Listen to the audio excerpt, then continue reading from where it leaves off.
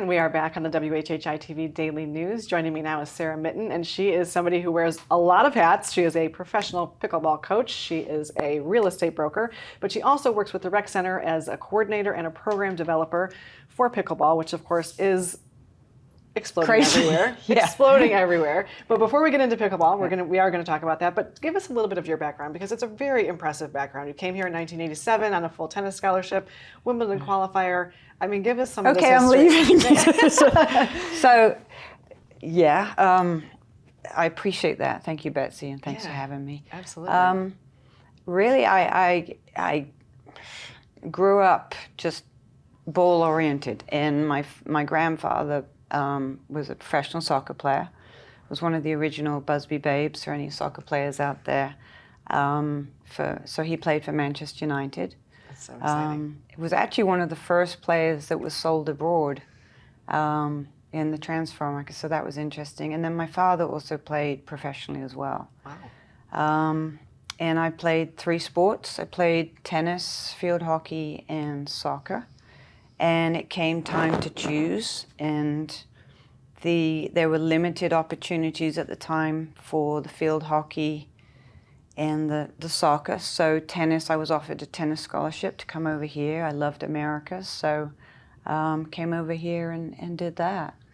Well, so that's very exciting. I mean, and you've worked, since your college career, you've worked on doing some really interesting things with the Olympic facility in Georgia. And so tell us a little bit about some of that, and then how you moved into pickleball coaching. Yeah, so the tennis, I was a professional coach most of my life when I left college. Always liked to develop programs.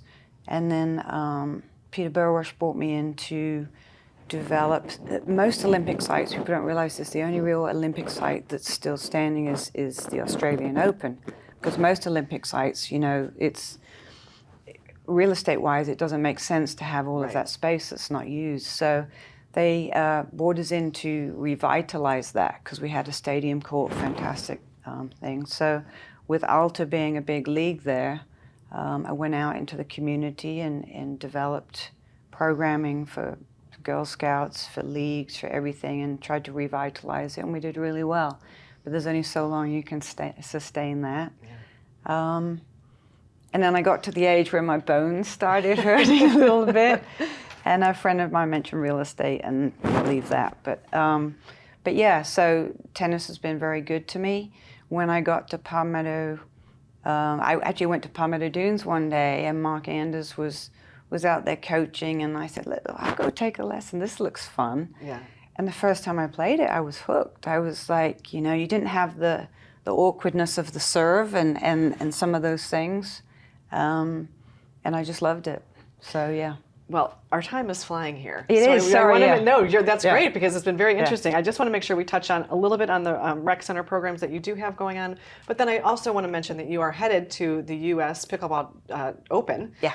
This coming weekend, 13th through the 20th. And you're going to be one of 3,000 participants from so many countries, which is exciting. So tell us a little bit about both of those as quickly as you can. So the Rec Center, they are amazing. I don't think I've worked in a lot of private places, but these guys, they work so hard. They've been so supportive. So I'm running academies out of there. They've all been filled up, which is fantastic.